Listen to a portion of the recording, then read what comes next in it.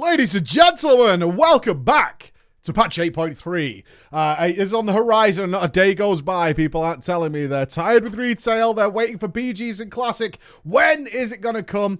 We do know it's going to be after Christmas that 8.3 launches. It's probably going to be late January, maybe early February, and with good reason. My God, there's a lot going on here, guys. There is a huge amount of stuff. I've been playing through it for the last 4 hours, something like that, and I'm still not done.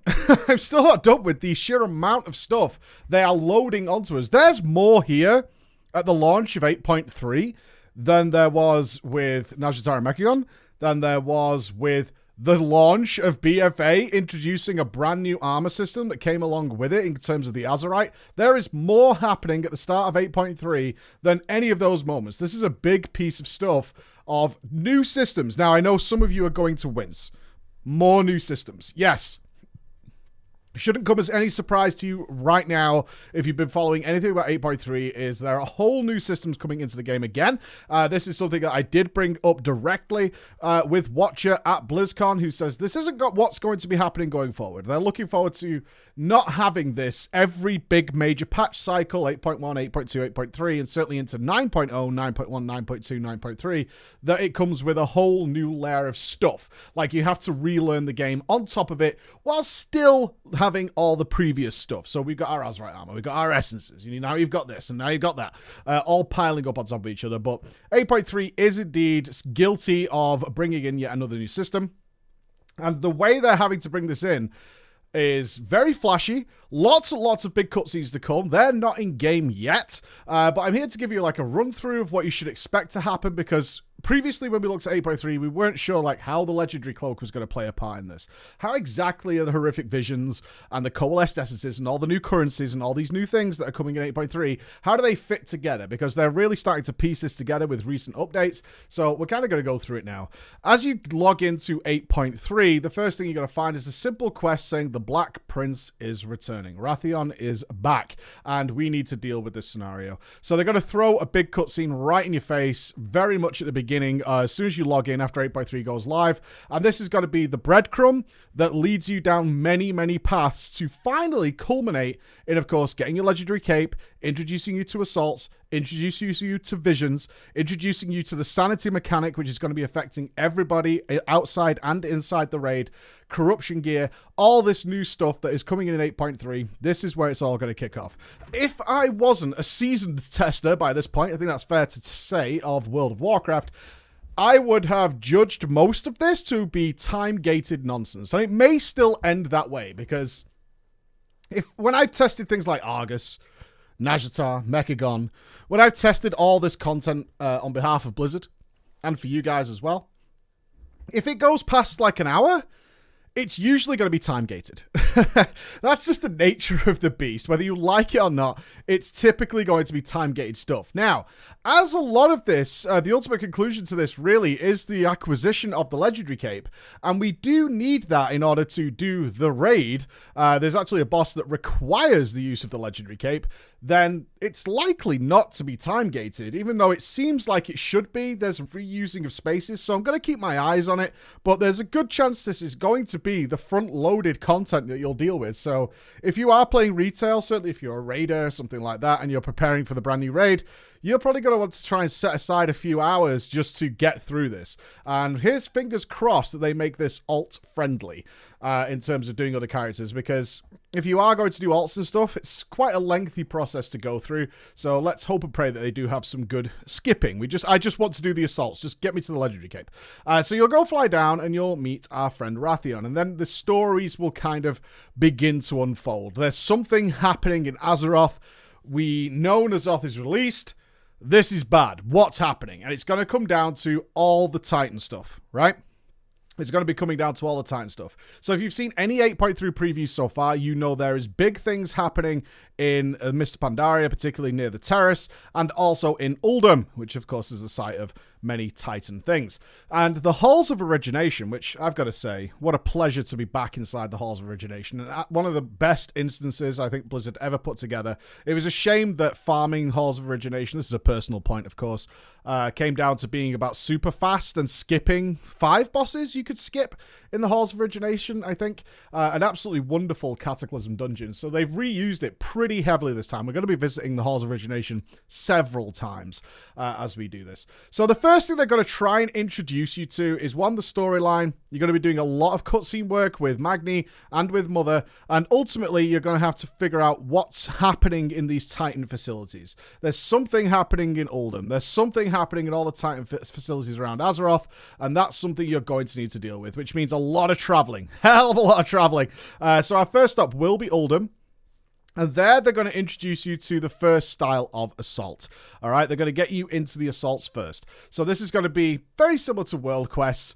You can get a world quest emissary cache for these, but that might not be up. It wasn't up when I did it. But you will still be able to do the assaults on a day-by-day basis, and that is something you're going to be focused on pretty heavily once 8.3 rolls around, because you're obviously going to need to do these in order to acquire coalesced essences. That's something that allows you to upgrade your leveling path throughout your legendary cape, if we've looked at in the past, and also reward you with the vials, which can get you into the horrific visions. So you want to be doing this content. So they're going to send you on your merry way to Uldum in order to actually get started with your first assault. They're going to introduce you to them, and they're going to give you some quests. Now, quests were absent the last time we looked at this.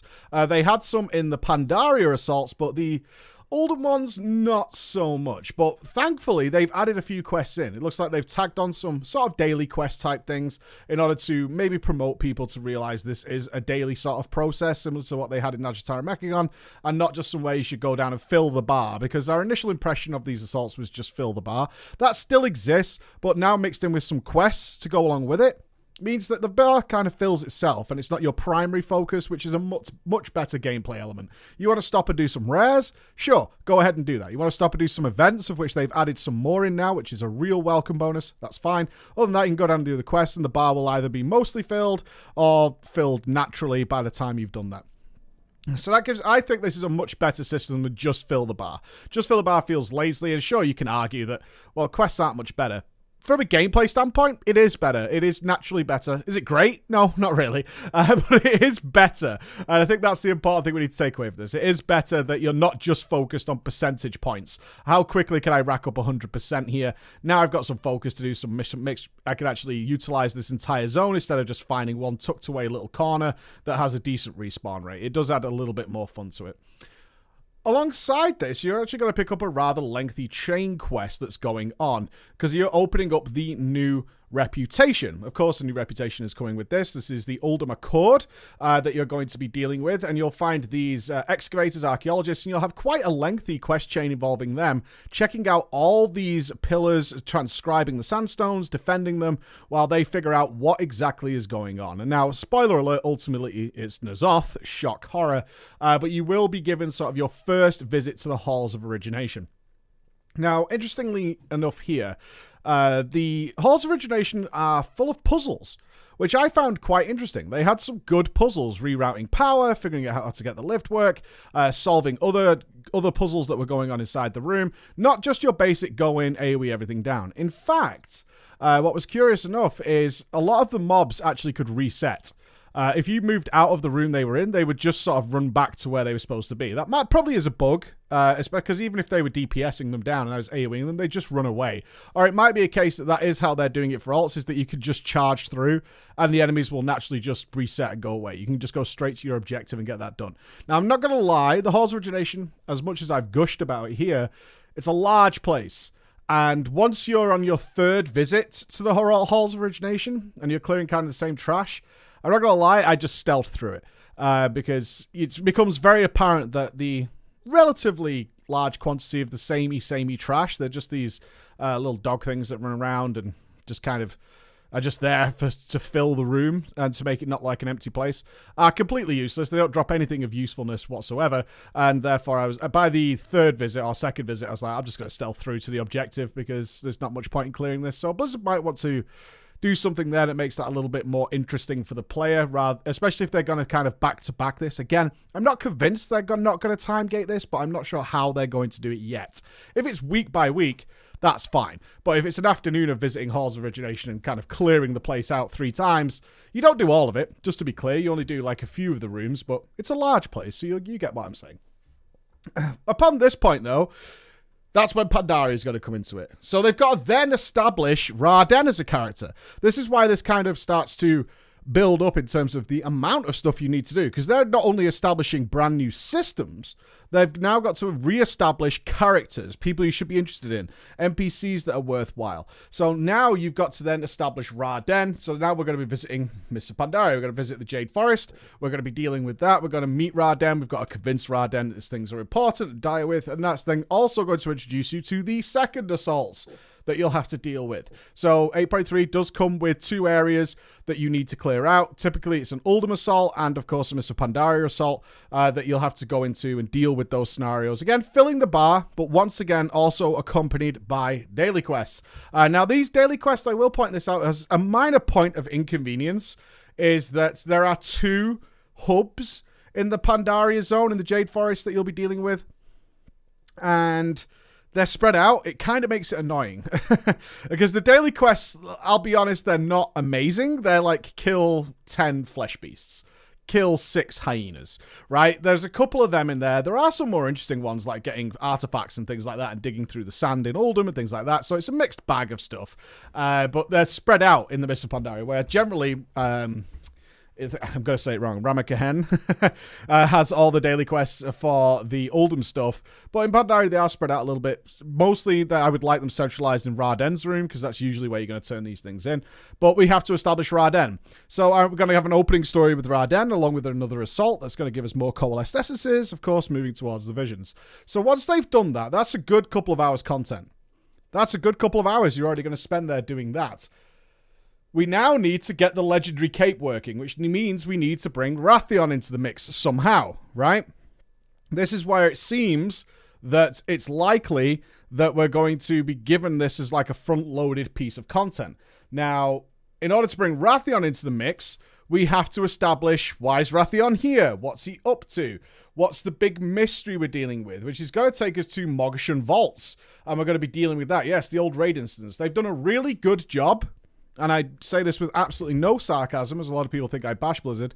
They've done a really, really good job of outfitting these old places, both the Halls of Origination and Mogashan Vaults, and making sense of what you're supposed to do there, and again, making it fun. Puzzles, things you need to think about, not just going in and AoEing trash like you have in a bit of Halls of Origination. Some mini-bosses to go along with it. Really good job. Like, this is interesting stuff. It may have taken me a couple of hours, but I was into it. I wasn't messing around. It was only the Halls of Origination stuff I started to stealth towards the end, because it was like, there's no point in doing this bit. But for everything else, I was definitely into it. So if you've been doing your war campaign, you'll remember that we kind of saw Wrathion and his spies outside of Blackwing Descent up at Blackrock Mountain. And that's where we're going back to again. So what they've done inside Blackwing Descent is, again, we're going to go inside here, and they've done a modified version of the raid, similar to what they did with Mogashan Vaults, similar to what they did with Halls of Origination. And we're going to have another good 20-30 minutes piece of content inside here. Considerably better, and I will say this, than the war campaign stuff that they did for 8.25, I think, or 8.2, where we have the whole stuff with Jaina and Thrall, and we're kind of running around and we're trying to free people and all that, and it kind of felt very gamey. This is much more interesting. They kind of give you a more free reign in here as well, is to say they're doing something with the dragon experiments that were happening in Blackwing Descent. They're abusing the dragons, so obviously Rathion's pissed. Understandably so. So you want to go and deal with that. That's not a good thing. We want to sort that out and want to get it sorted. So you now have the whole raid to play with. Each of the boss rooms, well, Markuriak used to be, and Atramedes used to be, they've all been reworked and remodified with some mini-bosses. And then we're ultimately going to be building the legendary cape. This is vital. Now, the reason for this is N'Zoth has assaulted your mind. He's pulled you into horrific vision, which is another big feature of 8.3. We've already looked at those, so check those past videos for that. And you failed, because that's the whole point of the sanity mechanic. So just before this, they've introduced you to the sanity mechanic, they've shown you a horrific vision, and you've been kicked out almost immediately because N'Zoth's too much for your mind. So Wrathion says, we need some way to counter this. We're going to get the legendary capes. And to do that, we're going to need some resources. We're going to have to go back to Blackwing Descent. And as we go in there, we find that N'Zoth's disciples are in there and they're kicking ass and taking names. You're going to go in there and stomp them. And then ultimately you're going to drain the lava back out of the center of Blackwing Descent in order to reveal the bones of Nefarian and Onyxia. Yes, for those of you who did play Cataclysm or have been farming Transmog, you'll know that you did kill them down there. And their bones are there. And from that, we're going to craft the legendary cape. This is very important because it also shows the beginning of the corruption of Wrathion. Wrathion is a raid boss, come into the Neolotha raid. He is the very first raid boss, so you literally cleanse him, fight him at the very beginning of the raid in order to progress with the rest of the raid. So as we move through here, you'll see that happening. You're going to see Wrathion being corrupted, and he's basically like, I can't handle N'Zoth.